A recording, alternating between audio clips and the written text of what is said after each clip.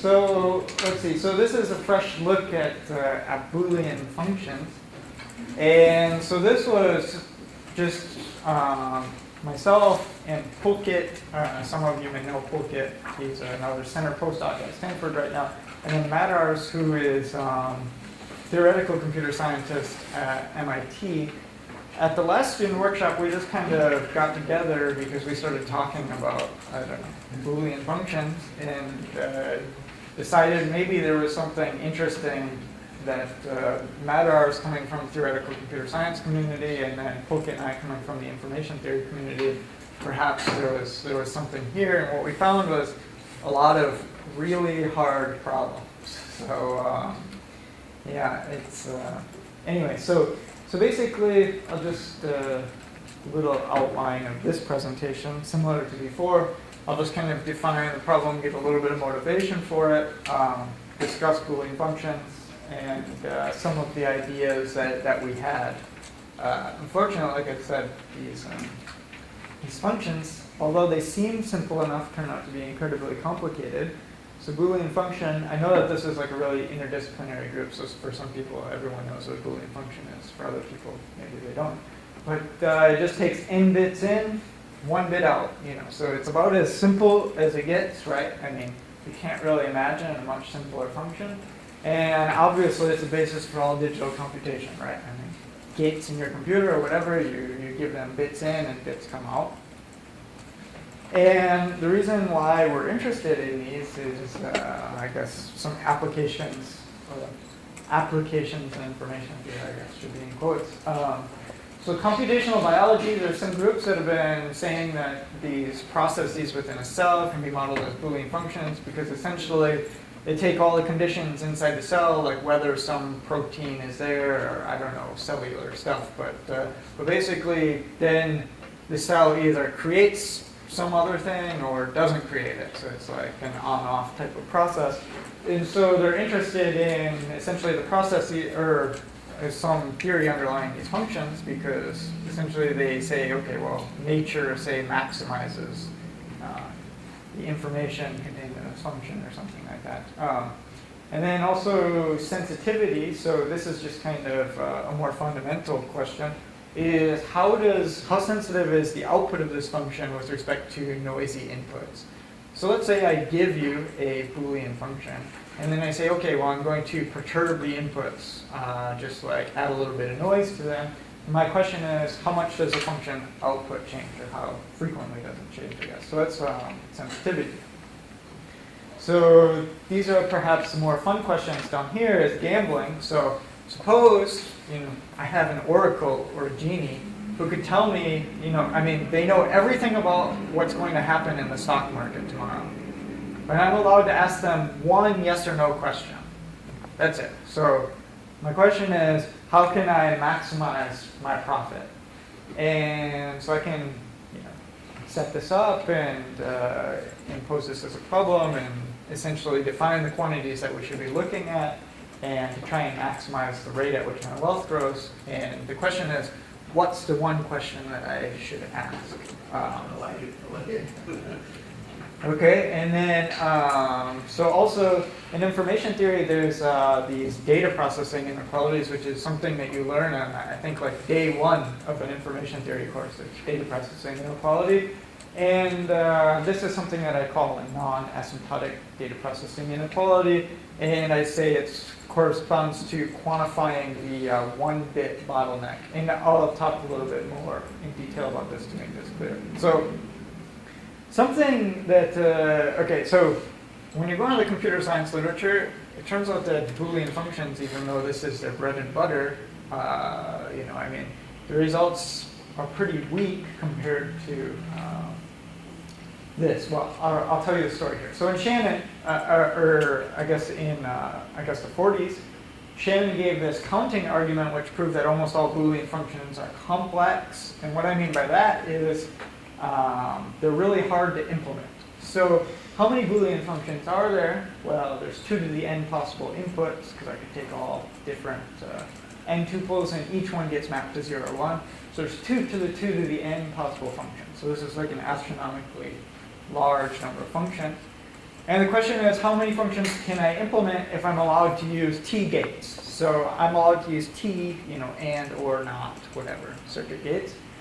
And a simple counting argument shows there's at most essentially 2 to the T times log T. So pretty small compared to 2 to the n. And so what Shannon concluded is, just by this counting argument, is that almost all functions require an exponential number of gates to implement. So it's like a Boolean function seems pretty simple. I should be able to implement it with just a few logic gates. Not the case. Almost all of them would require, circuits square kilometers in size or something like that to implement. So a lot of the functions probably aren't interesting. But the huge number and inherent complexity of these Boolean functions makes them difficult to analyze. And in fact, even though we know that almost all functions have exponential complexity, so if I pick a function at random, probability essentially 1 is going to be very difficult to implement. And the best lower bound on circuit complexity, which I mean by this is the best function that we've been able to explicitly analyze and say it requires at least this many gates to implement, is like 4n gates. So it's a huge gap between 4n and 2 to the n, right? I mean, we're talking about like 200 gates versus 19 billion or something like this. So, okay, for, say, 64 inputs. And our question here is, can information theoretic tools be of any help? Because typically what we do is we show existence of things. And so one of the things that we asked was, what about asking, instead of can we find circuits that explicitly find circuits that exhibit exponential complexity, can we find something that exhibits, at least just superlinear complexity? And so this led us to look at things like these multilinear polynomials, which basically x's are just bits. 1 times 1 is 1. 1 times 0 is 0. This is just Galois field addition and multiplication. And then aij is just a coefficient in 0, 1. So this is just a function. Think of it as a polynomial. And some of these you can prove by a similar counting argument have superlinear complexity, because there's 2 to the essentially n choose 2 functions, because I get to choose these aij's. And again, there's only 2 to the t log t circuits on t gates, which means that some of these simple functions have to have superlinear complexity again, right? And so we thought, okay, well, maybe we can do something here. Turns out it's really hard to determine which ones are the ones that have higher complexity. And we have a conjecture on this, but no real progress. Okay, so now let's talk about data processing inequalities. So like I said, people learn in essentially a first course on information theory that data processing reduces mutual information. And typically the inequality that you see is that the mutual information between a function of x and y is lesser than or equal to the mutual information between the function of x and x itself. But in fact, there's an improved data processing inequality that puts this correlation coefficient rho. It's called the Renyi maximal correlation. And what's interesting is this data processing inequality n letterizes. So now if I look at blocks of inputs or source symbols, then this data processing inequality looks like this. And then essentially the same, the correlation single letterizes though. And my point for introducing this is, if the function f is k bits, I know that in fact I can construct a sequence of functions that provides exactly this amount of information, or asymptotically equal to that amount of information. So essentially, what I'm saying is, I can characterize from an information theoretic perspective how much information I can reveal about a particular data source if I'm allowed to ask a lot of questions. So going back to the stock market example, if I'm allowed to ask, let's say a lot of questions, let's say there's n stocks and I'm allowed to ask log n questions, well then I know I can design you a sequence of questions that will give you, the best questions possible. But the Boolean function analog of this, now if f, instead of going from xn to k bits output, if b is a Boolean function, so I'm only allowed to compute 1 bit of x, this is the stock market example where I'm allowed to compute 1 bit.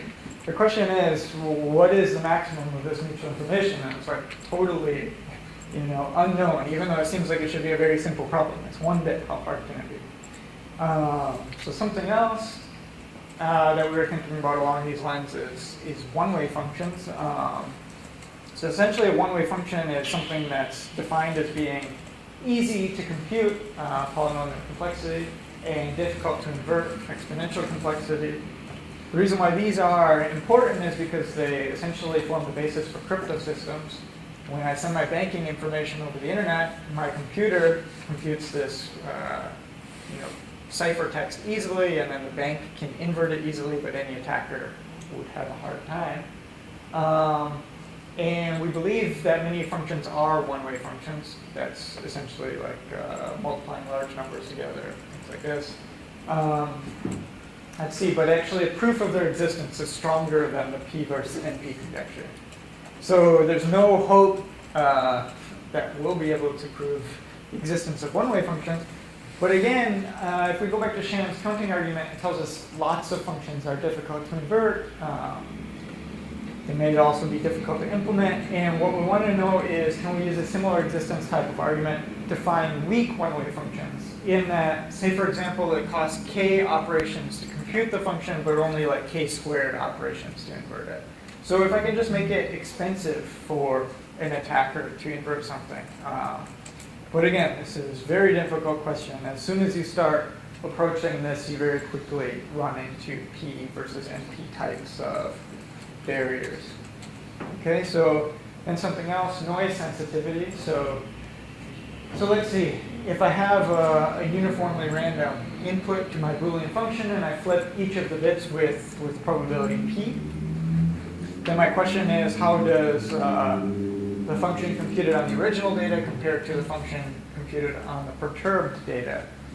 And there's various definitions of sensitivity of Boolean functions, but in information theory, we like to measure so-called sensitivity or randomness by entropy. And so I think entropy is a very natural measure of noise sensitivity here. So basically, what's the uncertainty of the function given that I already know the noisy inputs, essentially, or perturbed version of the input.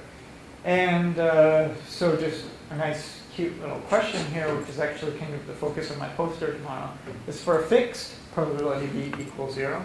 So essentially, I'm fixing the probability, the Boolean, or I'm fixing the preimage size of the Boolean function. How small can I make this uncertainty? In other words, how robust can I make this function to noise? And this is obviously related to this problem. And it's just very difficult. So this is a problem that I've been focusing on. And you look at it at first, you wouldn't be surprised if you saw this in the problem sets in an information theory textbook. It doesn't look hard at the beginning, but it turns out it's incredibly difficult. It turns out that people learn about these everywhere continuous, nowhere differentiable functions in analysis course. Turns out that this function behaves like a fractal, essentially, like some continuous, nowhere differentiable function, which is just weird and bizarre. So I guess just overall, we had some ideas. We're kind of pursuing some various lines of work, and what I've come to realize is there's much more to Boolean functions than meets the eye. Something that seems like it should be very simple at the beginning turns out to be incredibly complicated. And this actually points to the fact, so to me, it shows us that the tools that we have aren't totally sufficient for dealing with problems that are even very fundamental or very basic in nature. And so perhaps building on some of the current information theory approaches will be fruitful, but in fact it seems, to me anyway, that really it's a development of new techniques here that'll be required to solve some of these problems. So again, as I said for the last talk, I'm open to ideas and suggestions here, so feel free if you're interested to talk to me during the session, and I guess I can take a couple of questions now.